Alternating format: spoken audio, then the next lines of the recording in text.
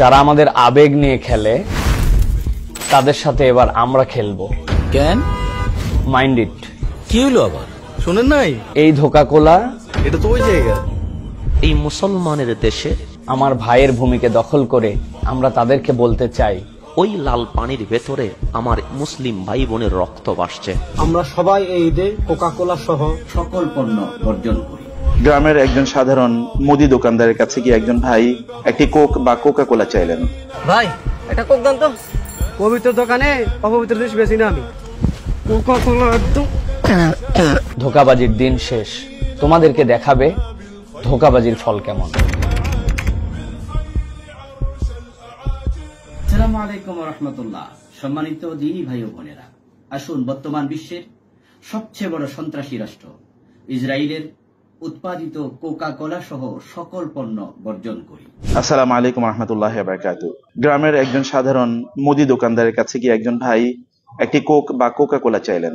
তিনি বললেন, আমাদের ফিলিস্তিনি ভাই বোনদের রক্তে রঞ্জিত পণ্য আমি বিক্রি করি না। সুবহানাল্লাহ, এটি ঈমানের দাবি। যে পণ্য বিক্রি করে আমাদের ভাই বোনদেরকে হত্যা করার জন্য অস্ত্র নির্মাণ করা হয়, অস্ত্র তৈরি করা হয়, যে পণ্য বিক্রির মাধ্যমে তারা অর্থনৈতিকভাবে শক্তিশালী হয়ে আমাদের নিরীহ ভাই বোনদের রক্ত ঝরাচ্ছে, প্রতি মুহূর্তে তাদের বাড়িঘরগুলো ধ্বংস করে দেওয়া হচ্ছে, সেগুলো আপনি কিনবেন?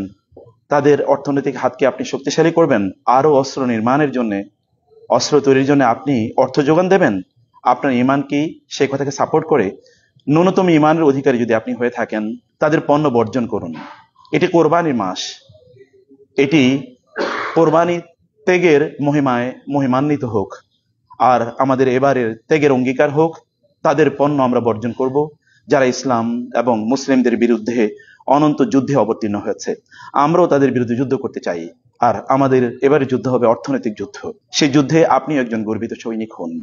দর্শক, গাজার কথা আমরা সকলেই জানি, রাফার কথাও আমরা সকলেই জানি।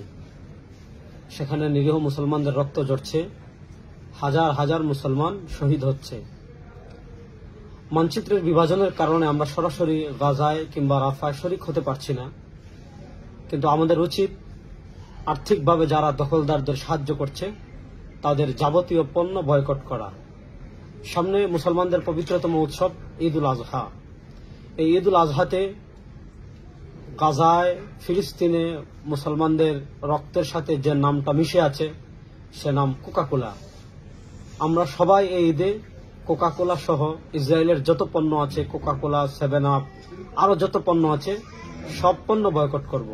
আমরা যদি তাদের পণ্য বয়কট অব্যাহত রাখি, তাদের অর্থনৈতিক মেরুদণ্ড ভেঙে যাবে। তাদের অর্থনৈতিক মেরুদণ্ড ভেঙে গেলে মুসলমানদের উপর তাদের জুলুম অত্যাচার এমনিতেই কমে আসবে।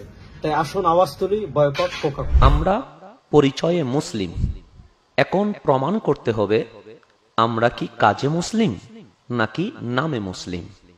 এই মুসলমানের দেশে যখন ইসরায়েলি পণ্য আদান প্রদান, ক্রয় বিক্রয় হয়, তখন বলতে ইচ্ছে হয় আমরা নামে মুসলিম কিন্তু কাজে মুসলিম হতে পারিনি।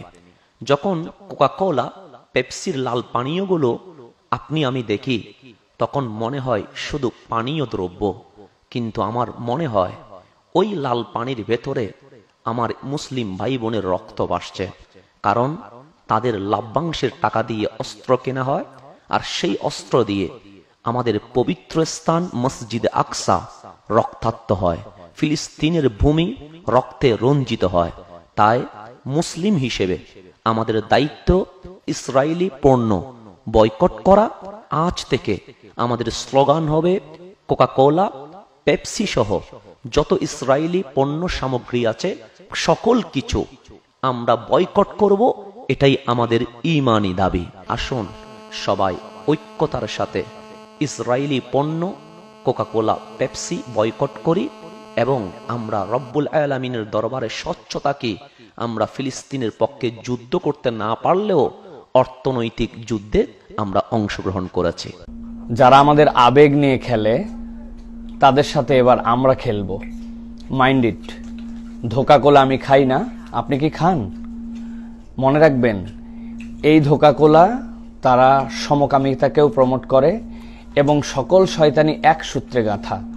যারা আমার দেশ, আমার ভাইয়ের ভূমিকে দখল করে ফ্যাক্টরি বানিয়ে তারাই আবার আমাদেরকে বুঝাতে চায় যে এই ফ্যাক্টরি সেখানেও আছে, আমরা তাদেরকে বলতে চাই ধোঁকাবাজির দিন শেষ, এবার তৌহিদি জনতার বাংলাদেশ তোমাদেরকে দেখাবে ধোঁকাবাজির ফল কেমন।